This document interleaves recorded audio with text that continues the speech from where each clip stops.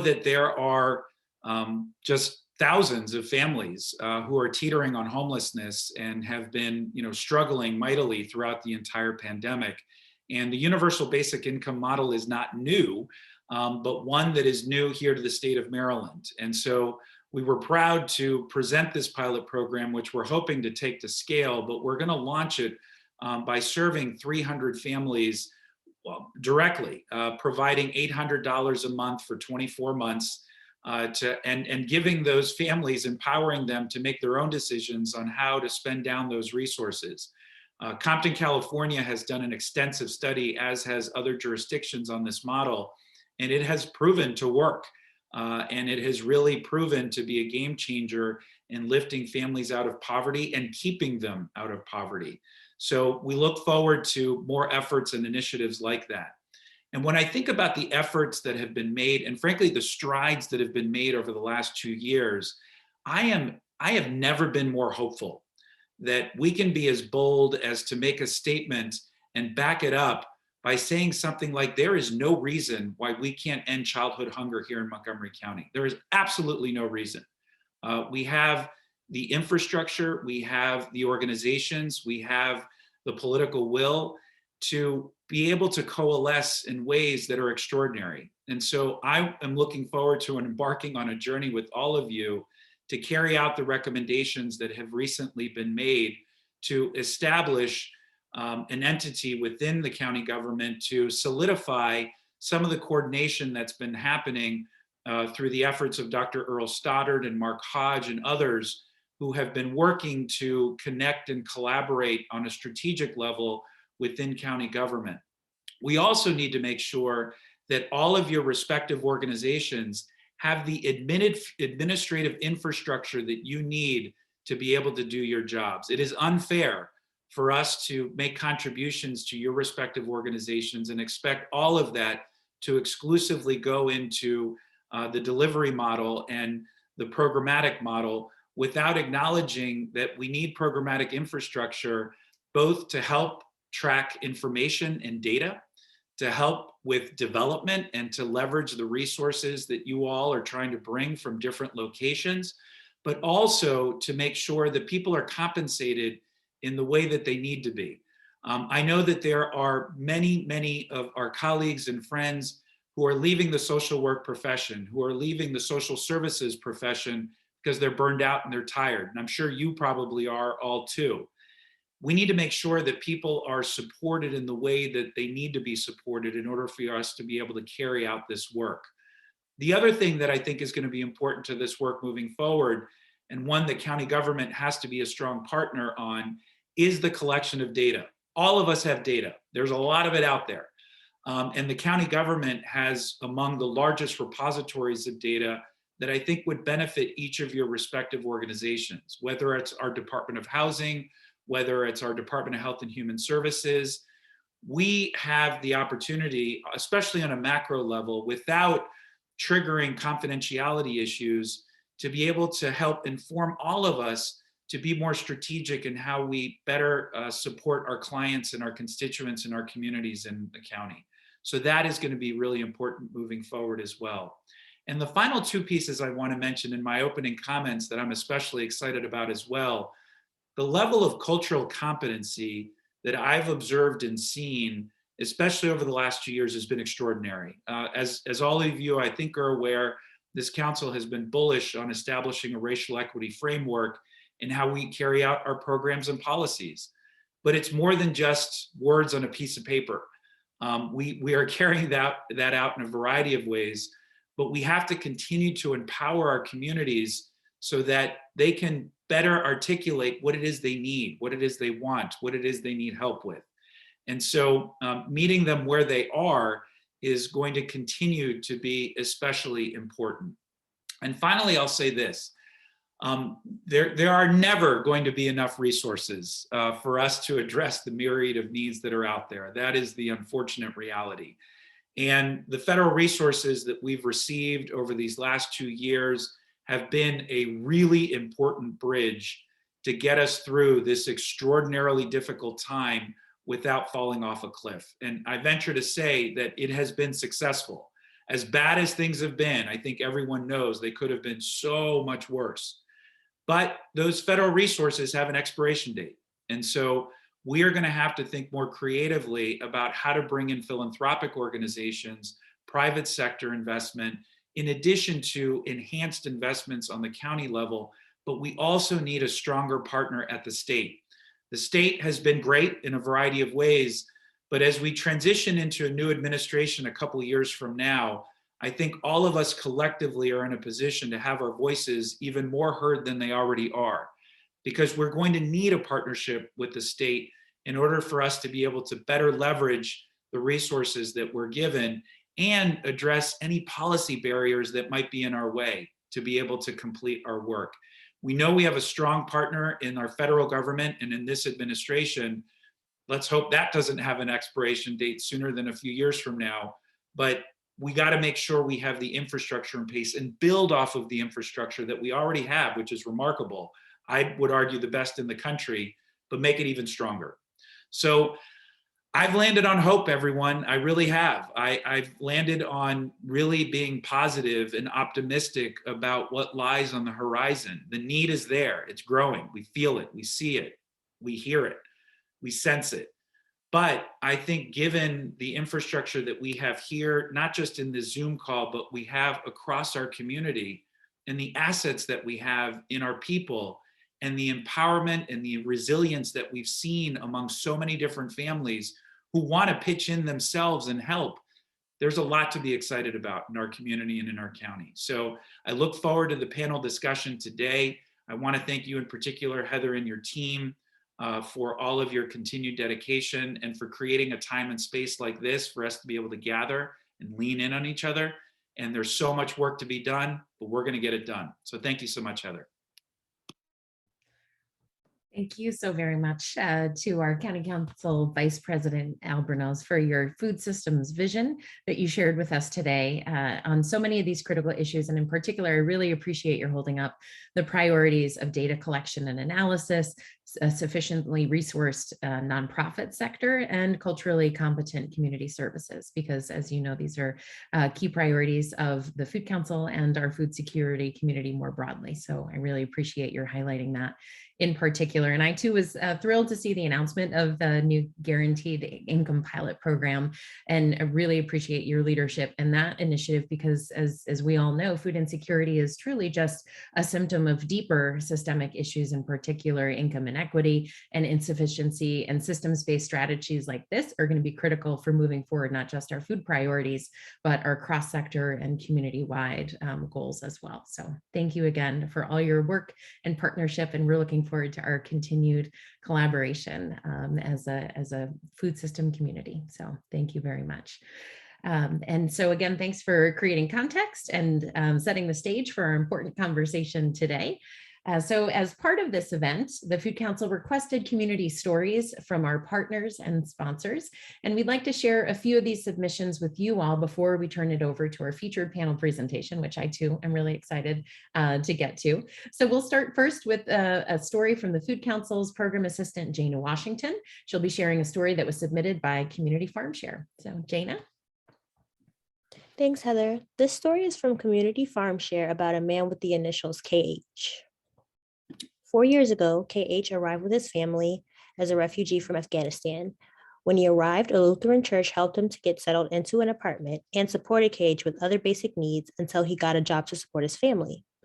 Fast forward 4 years, and now KH is paying it forward, Community Farm Share recently contacted Emmanuel Lutheran Church to partner with their Afghan refugee program. They provide CSA farm shares to the newly arriving refugees and asylum seekers, and were connected to KH, who still lives and works in the community, where many of the new families are being resettled. Knowing the community so well, KH is now helping Community Farm Share make connections to the newly arriving families most in need of weekly produce bags from local farms. When Community Farm Share staff spoke to KH on the phone, he kept saying how important it was that he could give back. Having received help from others when he was most in need, now he said he feels honored to be able to help those who were in the same situation that he was just in a few years ago. Community Farm Shares partner, Common Root Farm, started their 10-week CSA shares on October 23rd. To help bring healthy farm produce to those in need, you can visit, I'll insert the link to the website in the chat. Thank you. I'll now introduce Mike Houston, General Manager of Tacoma Park Silver Spring Co-op, Treasurer of the Food Council's Board of Directors, and our gracious sponsor for this event. Thank you, Jana. Appreciate that. I am Mike Houston, board member for the Food Council and the General Manager of the Tacoma Park Silver Spring Food Co-op, or TPSS for short. We're a community-owned natural food store located in Tacoma Junction. TPSS supports the Montgomery County Food Council and their work, including policy advocacy and policy education efforts, because in 2021, those who hope for a resilient, sustainable, and just food system cannot simply wait for progress. We have to get involved and make that progress a reality. As a cooperative business, the members of TPSS have a democratic say in the operations of the store. We all support our favorite businesses with our dollars, our attention, and our time. And more, my generation and the next demands that those businesses reflect our values. In the last 12 months, the co-op has testified before a local public safety task force advocating for access to response personnel that do not carry service weapons. We joined sign-on letters of businesses advocating for stricter federal clean energy standards. We wrote letters and made phone calls to support a state bill creating the Maryland Food System Resiliency Council. That bill passed and will help lead to greater coordination and cooperation within our local food system. I've seen the positive impact of policy advocacy in our food system at the local, regional, and national level. And I hope attending today's event inspires all of you to engage in that work in ways big and small. Every voice counts, and with the challenges that we face, we need each and every voice. Thank you to today's speakers, panelists, and moderator for your dedication to making our county and state a great place to live and do business. Back to you, Heather. Thank you so much, Mike. We so appreciate both Community Farm Share for sharing the story of paying it forward, and Mike Houston and the Tacoma Park Silver Spring Co-op for all the incredible work that you're doing in our community. And I really appreciate what the stories that you've uplifted here and everything that you do to support both your immediate community, as well as recognizing the intersection of work at the hyperlocal level, as well as county and statewide. And Mike has been an incredible partner into the Food Council in so many ways. And I'm so glad that we had the chance to highlight his leadership today.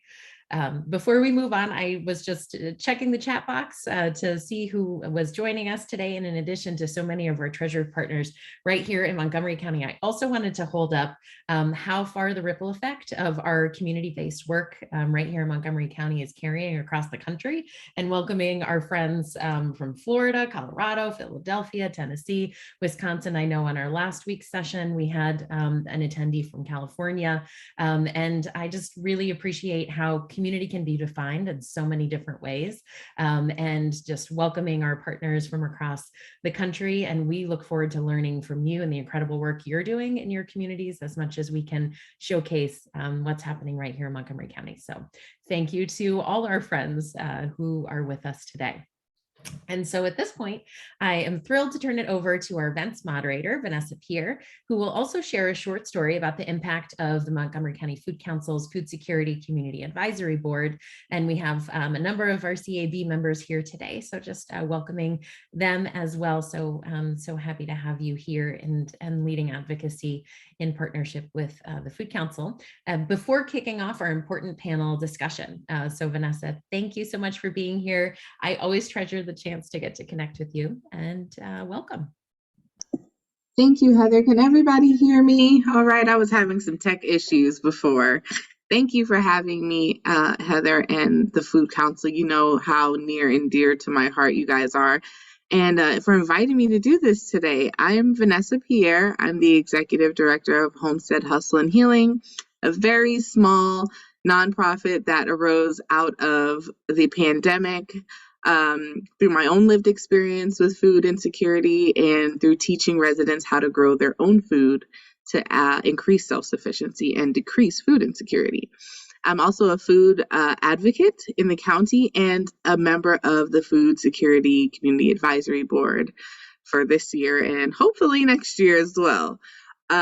So I just want to share briefly a few things about this amazing community board. Let me just start by saying that this county has so many resources for people who want to make change, for people who are inspired to make change and who look around their community and say, something can change here. The Food Council, the Food Security Advisory Board, they are there to support you in all of your efforts. And I'm just so grateful for the time that I've spent on this board.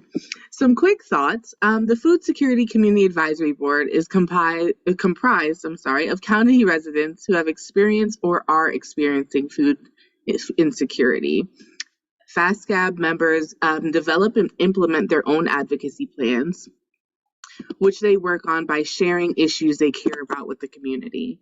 Some advocacy topics focused on transportation barriers when accessing food, food insecurity for middle school and college students, increasing awareness of food insecurity among senior citizens, and the intersections of housing and food insecurity.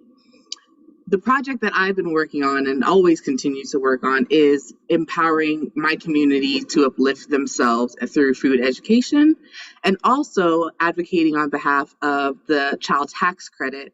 I had the pleasure of being invited to the White House to speak with President Biden and our lovely Vice President Kamala Harris about the importance and how the child tax credit impacted my family and others that I know in my community. I also, the Food Council and this board helped me to put on a countywide event called MoCo Grows to uplift residents to learn and gain the tools necessary to advocate for themselves by way of growing food. So FASCAB community members' advocacy efforts were also critical when the Maryland Department of Human Services announced the discontinuation of SNAP emergency allotments. Members really went to the streets and wrote to state officials about the importance of continuing emergency allotments and notified their communities to prepare for the changes. Thanks to their advocacy efforts, Maryland will be continuing the emergency allotments through October. And tell me if I'm wrong with this. Is it next year, correct? 2022? Let me know, Heather. Okay, good. I had it wrong in my notes. So we're still recruiting for our 2022 Food Security Community Advisory Board. And it's open to all the members of the community who just have that inkling for change. And if you're really looking for support and how to navigate this county and how to get things done, this is the board for you.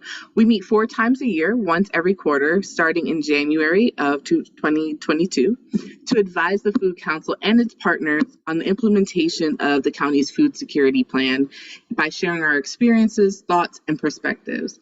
If you know anyone who may be interested or interested yourself, the information for recruitment will be in the chat box.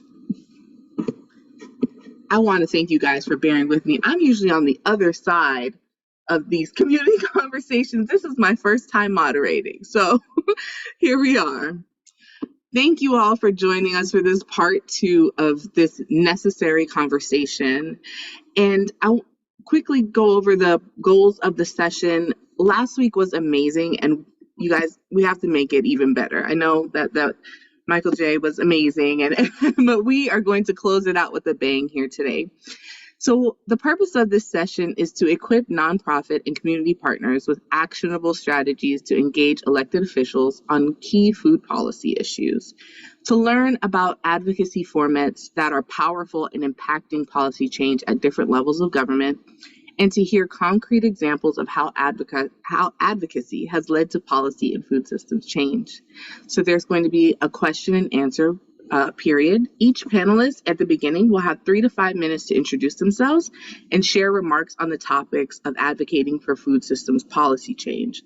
The remaining 20 to 25 minutes will be a moderated Q&A. We have some questions prepared in advance, but we welcome additions from the audience via the chat box.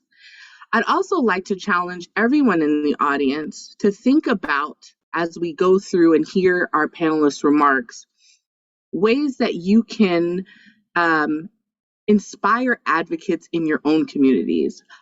Organizations like all of ours here, we're used to advocating. We know, we've been out there, we've been in the streets.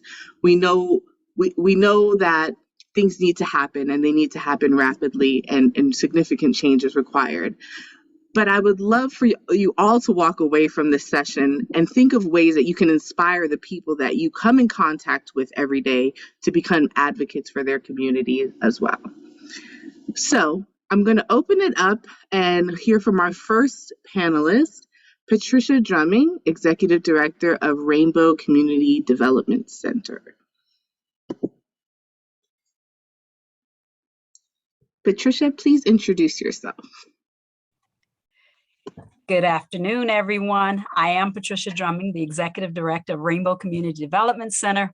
We are a safety net services provider located in Silver Spring, but serving all of Montgomery County, one of our largest programs being our community food pantry. I'm not necessarily consider myself a huge advocate at this level over the years. Sometimes been more busy trying to serve and meet the needs of the community. But this pandemic definitely has caused me over the last 2 years almost now to really get engaged, get more involved. The lack of access to healthy and affordable food is something that it's critical. It's such an important issue, and it relates to so many areas in our lives. It impacts our lives health-wise in every area. It affects our kids in the schools. It affects our ability to properly do our work at our jobs, or even to just live a healthy life, like diabetes, high blood pressure, which you all know these things, obesity, are some of the issues that concern me greatly over the years while we've been doing this. And I realize not only do we have to meet their initial need, but we have to help people to begin to think differently, and we have to be advocates for them. And I know over the years, I've looked at pantries. When we first started, our actual first foods were fresh produce. We didn't have all the other shelf staples, et cetera. But I realized those things were even more essential than being able to hand out those foods that most pantries were giving out. And it was a Band-Aid. It was a Band-Aid. We understand that. But now, because of advocacy efforts, we're seeing the USDA and other government entities providing more healthier options so we can reduce some of these health-related issues. And as you know, even food affects even our mental well-being. So mental hygiene even is impacted. So these are things that have caused me to realize that I have to set aside some time, prioritize some time, and make sure that I am advocating not only for us, but for all of our clients. I also realize that the only way we can make that difference is direct intervention through our local entities, such as our city and council, our state level, our federal levels. And the only reason we see the changes that we've seen over the years where more healthy options are is because people have been advocating for that.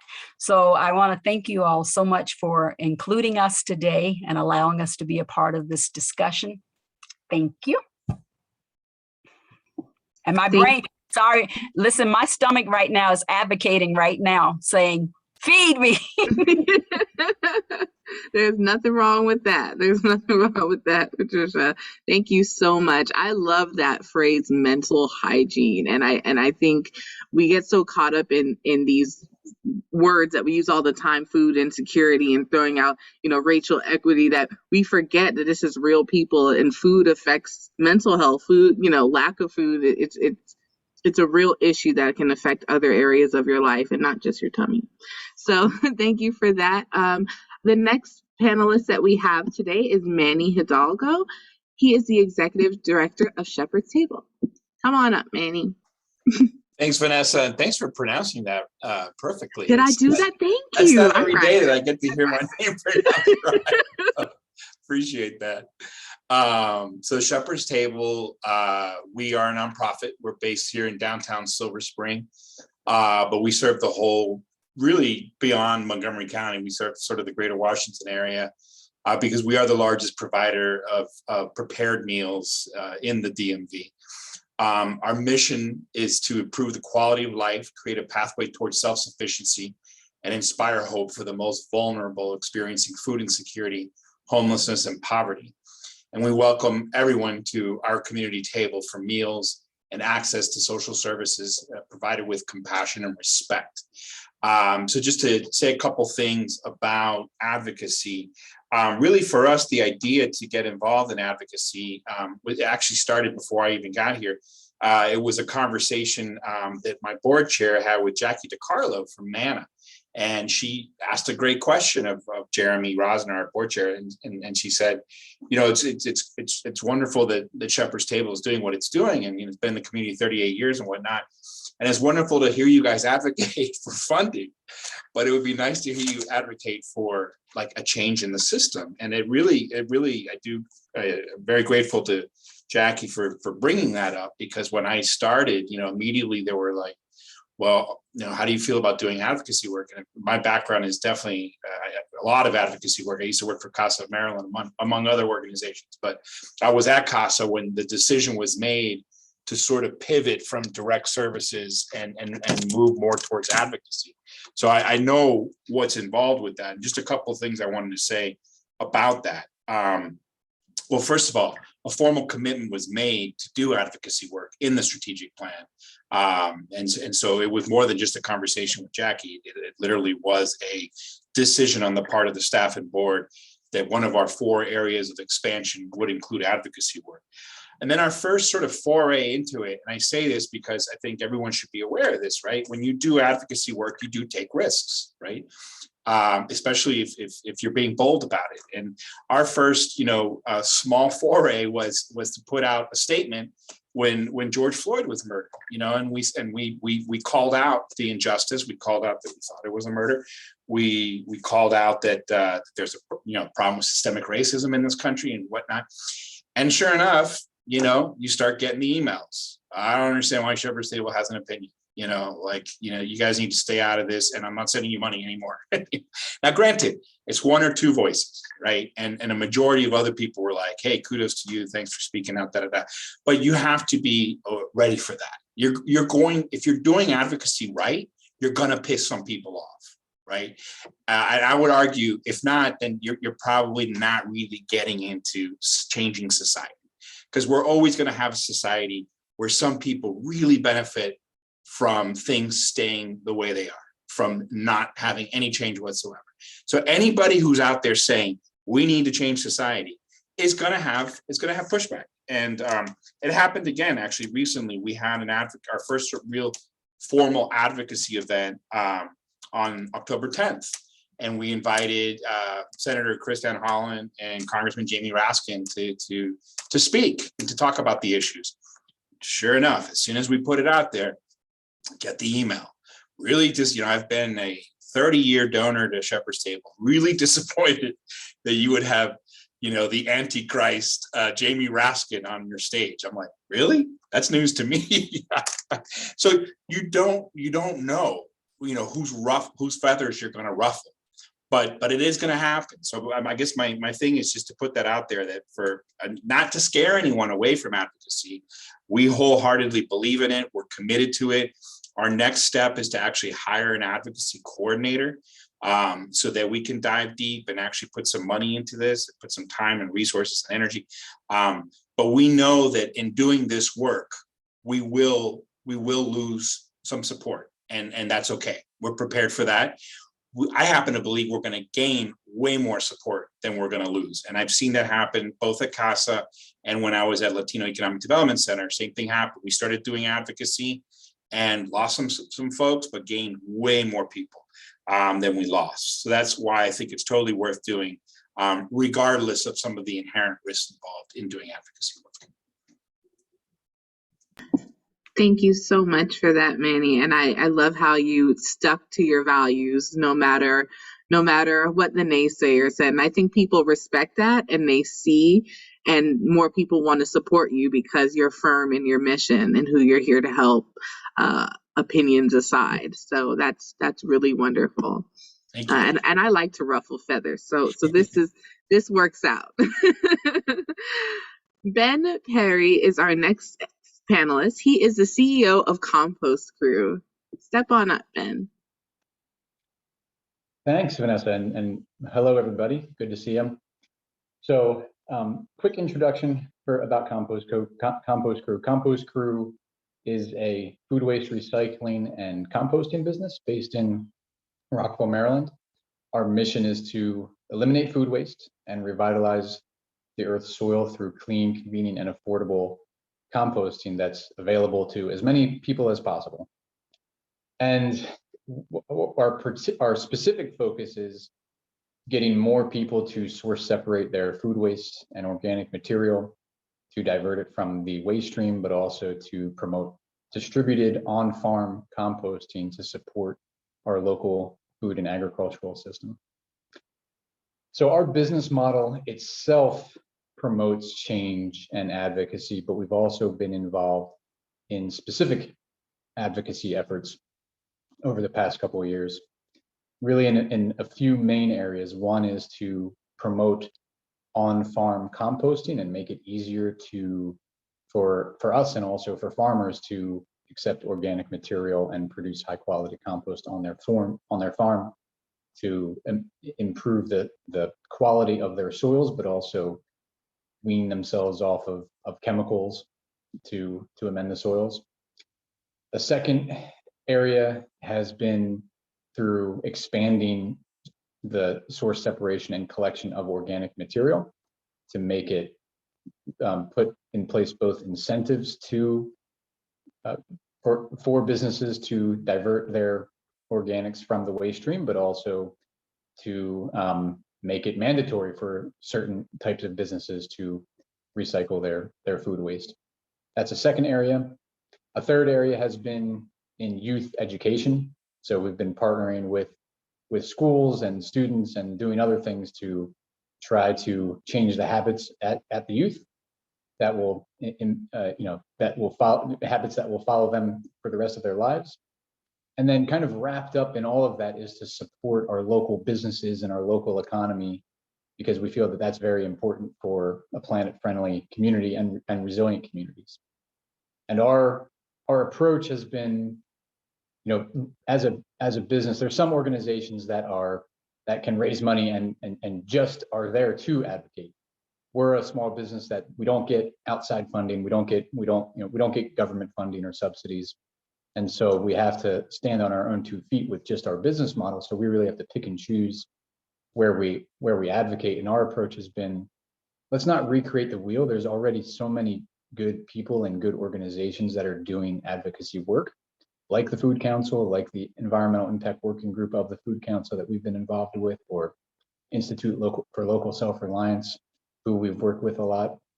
They're doing great work, but let's just be helpful and useful to them. We don't need to start things ourselves if there's already good work going on. Let's just figure out how we can work together. So I'm happy to go into more examples in the Q&A, but I'll let you open it up for questions, Vanessa. Thank you so much for that. And and I think that that's an important place with advocacy too, is finding your place in a very flooded market, if you will, that we're not going to recreate the wheel, but we're going to assist others. And that's the art of collaboration that often pushes initiatives farther than we could do by ourselves. So thank you for that. We're going to move on to our moderated Q&A, and we can use that same order that we had before, starting off with Ms. Pat Drummond. So the first question that we have is, as an organization, how do you manage advocacy efforts, and how do you choose your advocacy method? Is it by letter, testimony, legislative drafting? This is loaded. What staff, time management, and outreach strategies do you use? I can repeat any parts of that question if you need me to. Thank you so much, Vanessa. I appreciate it. Well, that's a mouthful of questions, and happy to share. The mission of Rainbow is to build better lives for those in need. That is our objective in everything that we do.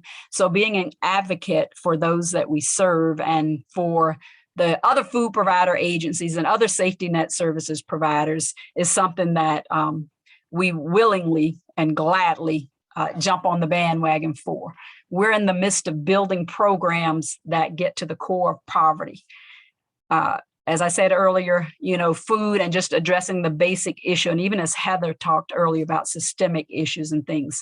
So we're just at the beginning, though at the very creation of Rainbow, when we submitted our IRS application, these were all core programs that we wanted to implement to address the needs. So while providing and meeting the initial need is critical, we have to go even further and look at all those issues that are causing poverty.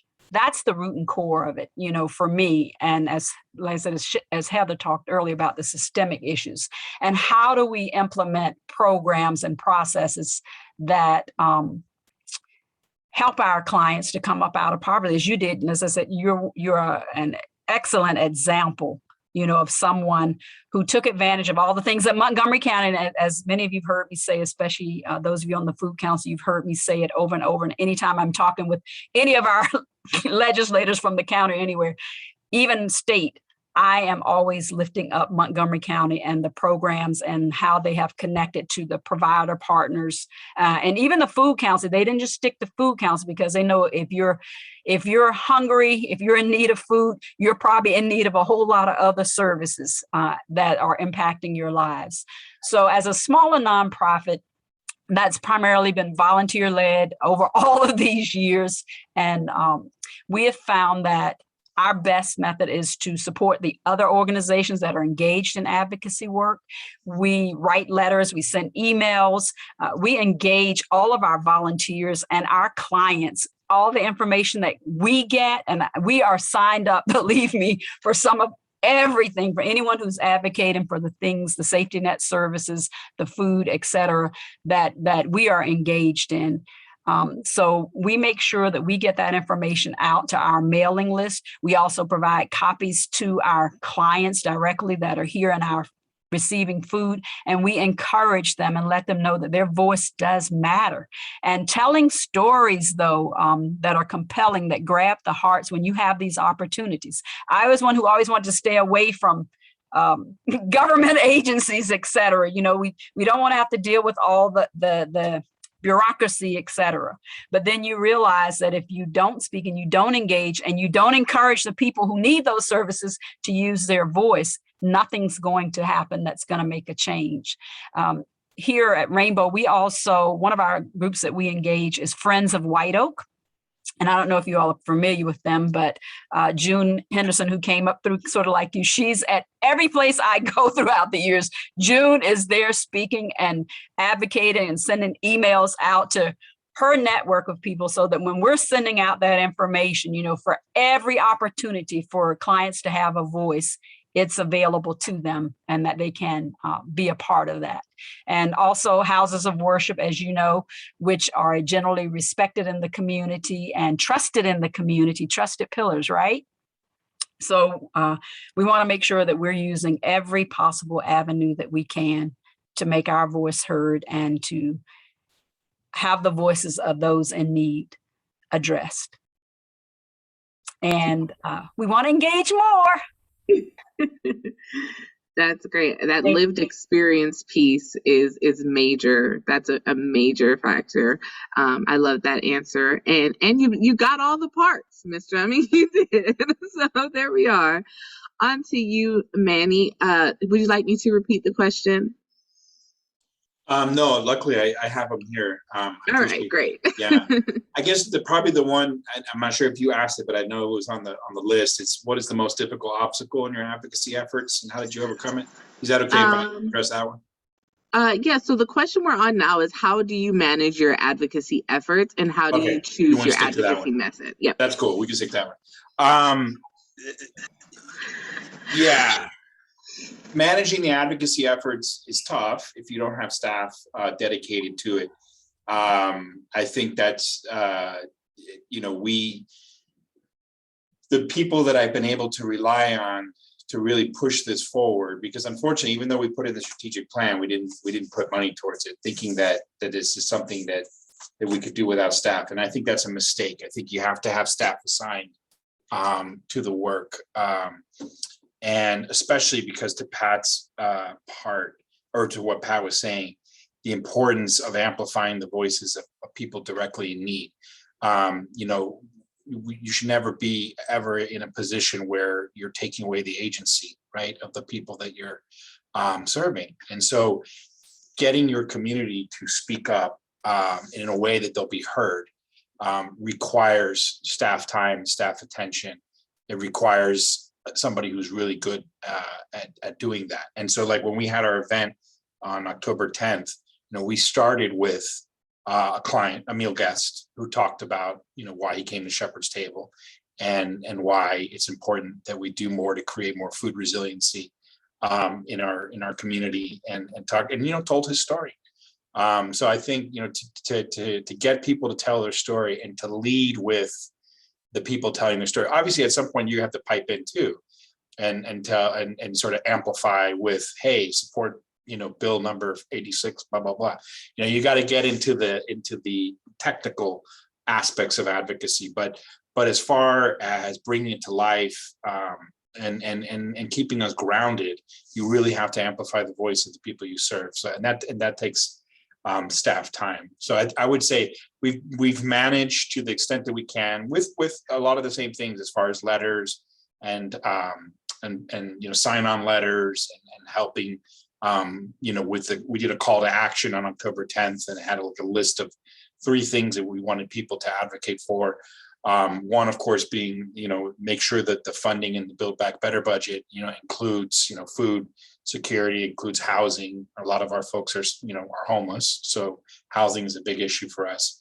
But to really take it to the next level, and in particular, to really develop the voices of the people we serve, we need to dedicate that. So I'm hoping to have an advocacy coordinator in 2022 to help us get beyond the periphery of what we're doing now. Great. Yeah, that seems like it might be an undertaking for sure for organizations, which is why we're here, to figure out how to make this easier and how to make this effective. Ben, I have a different question for you, kind of along the lines, and just so that the audience knows, we have about 5 minutes left after this, so I'm going to switch things up just a little bit. Ben, in along the lines of this question, how does your organization choose which advocacy efforts to support? Because you said that you didn't directly engage. How do you choose how you're going to dedicate your resources or choose advocacy efforts that you're supporting? Yeah, it really, so as a small business, we don't have a grand, we don't have one person dedicated to advocacy. So we don't have a long-term roadmap. But right now it's a combination of things. One, if there's an issue that we really feel powerful about, or that we really need to get that's going to impact us, we get involved in it. Or if there's something that we see, a gap that we see that's not being addressed, then we'll jump in. So a couple examples. One, last year we were trying to install on-farm composting systems in the county, and our county council started looking at what type of zoning changes can we make to promote on-farm composting in our ag reserve. And so we collaborated with the county council, provided input, and they were able to pass a zoning text amendment to expand on-farm composting in the county. So that was great. And then another example was the state delegates started looking into, well, what can we do to promote composting at a state level? And so we joined a couple of different organizations, environmental organizations, that were putting together their heads to come up with a strategy to figure out what they can support. And we joined a working group and provided our input and ended up testifying at Annapolis on behalf of a state law that helped expand access, or helped expand composting in the state. But as part of that process, we also saw some gaps. So there wasn't a lot of businesses represented in the advocacy organization. So we stepped up and invited different businesses from the industry to join forces, and we just established regular calls to start providing input and getting our voices together so that we could lend more credibility and have a louder voice as a business that wasn't existing before. So, sometimes following and sometimes leading, but there's, it really depends on the issue. I completely understand that. And that's a great introduction into advocacy. If you don't have the bandwidth, is to support others and to join. I saw in the chat that there were some national advocacy organizations that you could support. Thank you for your answer. Going with Manny's suggestion, we're going to move on to one more question. And then I'd love for the panelists to close with a piece of advice that they could give organizations contemplating taking on an advocacy project. The question I have for you guys, and if you don't have anything to say for this question, that's completely fine as well. What is the most difficult obstacle in your advocacy efforts, and how does you or your organization overcome it? We can start with Manny if you'd like. Yeah, I kind of addressed it. It was the issue of not having staff dedicated to it. But one thing I forgot to say is that luckily I do have several people on the staff who are particularly good at social media. So one is our communications associate who works with the development team mostly, but her name is Holly Harris, and she's been a godsend. And the other thing with advocacy is you've got to have social media presence, right? That's how people advocate the most. And so she's been great. So I would say that's really helped get us places. And then Sybil Brown is another member of my staff, again, a development associate, both of them under 30. And I think that's important too, is because when you get folks under 30, they understand social media way better than a 50-year-old. And B, I think their level of passion is different. I think once you hit 50, maybe you get a little more jaded, you get a little bit more like, you know what, is anything going to really change? But your 20-somethings really believe change is going to happen, which is why change does happen, right? It's generational that things tend to change for that very reason. Young people see a future different than we do. So I think I'm talking more about how to solve those difficult obstacles, but hopefully that's helpful information. Just do it. It's great. You're doing great. Thanks. All right. Definitely. That's how I gained the following is social media. I'm a millennial, so I second everything you're saying. Patricia, do you have anything to add as most difficult obstacle or any piece of advice you would have to organizations? I think I'll share a little bit of advice for organizations that want to engage in advocacy, that it is critical to do your research. If you don't have the staff, which we don't, Google is a fantastic tool. If you're not already engaged with other organizations, but find organizations like the Food Council, right? Capital Area Food Bank, No Kid Hungry, FRAC, different organizations that are engaged in that work. Get on their mailing list. Get on your legislators' mailing list. I know I have thousands of emails in any given day, right? I do. There's no kidding. So you want to make sure you're participating in those things, because with technology, it's wonderful. You can look at it later at night. You can skim it. You can scan it. You can search, any legislator. Sign up on, make sure you use those letters that have already been prepared by those agencies advocating. You say, I don't have time, but your voice matters. Nobody else can advocate in the way that you can for the things that are dearest and precious to you, that you are passionate about. They can be a support and a help, but you're the one who can help make the difference and get the change that you want to see. Okay, how's that? That was fantastic. And Ben, do you have anything to close us out? Any difficult obstacles that you found, or any advice for organizations looking to start advocacy efforts? Yeah, and I'll keep it short because I know we're running out of time, but there was a saying I heard, I don't remember who said it, but it was fall in love with the problem, not with the solution. And so that came up probably last year when we were in a discussion with a few different groups and the Washington, D.C. government. A lot of our customers a lot of our residential customers in particular, who we collect food waste from and take it to composting, it's, people that are progressive and have disposable income who are willing to invest in a service like ours. And so the discussion was about, well, how do we bring your service to lower income communities in lower income wards in Washington, D.C. And there was some back and forth. And ultimately, someone said, well, wasting food is not a problem in these communities. Access to food in food deserts is the problem. So why are we even talking about this right now? It's not the problem that we need to solve. So that's something that we always think about whenever we're deciding what do we want to advocate for and who should we advocate with, is what is the problem that people care about and that we care about, as opposed to let's just try to promote this one solution. Absolutely. Well, thank you all so much. You were fabulous panelists. I'm going to turn it back over to Heather so that she can close us out. Thank you so much, Vanessa, and to all of our panelists. I learned a lot, and I'm always so grateful to hear from the voices of all these important partners of our Food Council and our community. This is such an inspiring opportunity this afternoon to highlight the incredible leadership of both our elected officials as well as our community advocates in driving food system transformation. So where do we go from here? It was great to listen and to learn, but a big part of advocacy is action. And it's important in our experience to share some concrete actionable items that we all can take and move upon individually or on behalf of our organizations following our call today.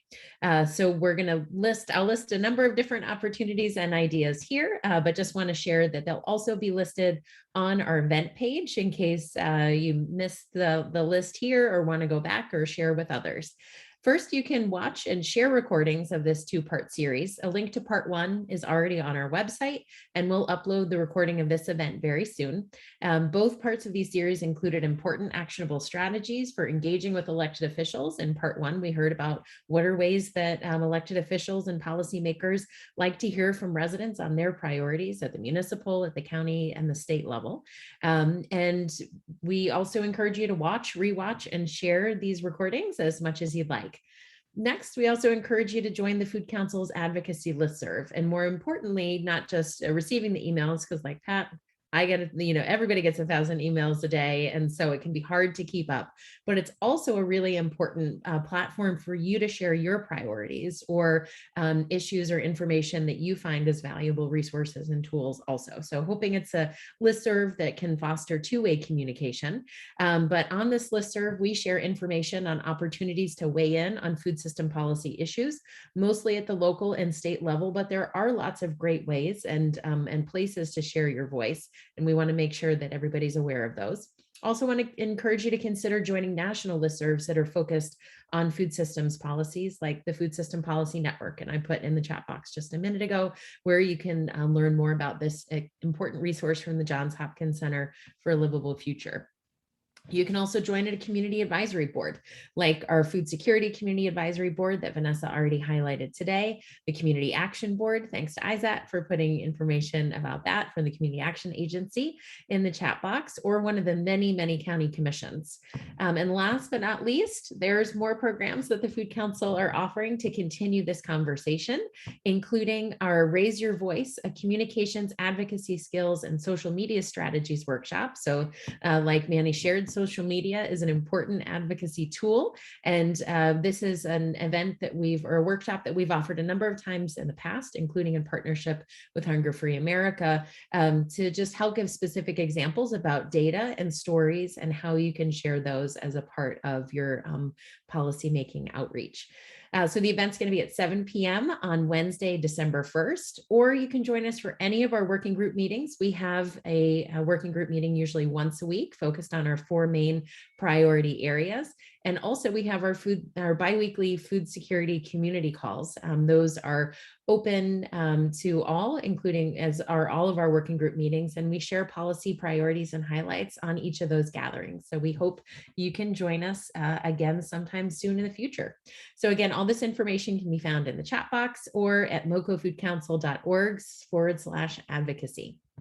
So with our closing thanks and thoughts, recognizing we're 1 minute over, thank you to our County Council Vice President Gabe Albornoz, Reverend Patricia Drummond, Manny Hidalgo, Ben Perry, and our moderator, Vanessa Pierre, for sharing their time, expertise, and insight with all of us. Special thanks to our sponsor, the Tacoma Park Silver Spring Co-op, and to Holy Cross Health for your partnership on this event.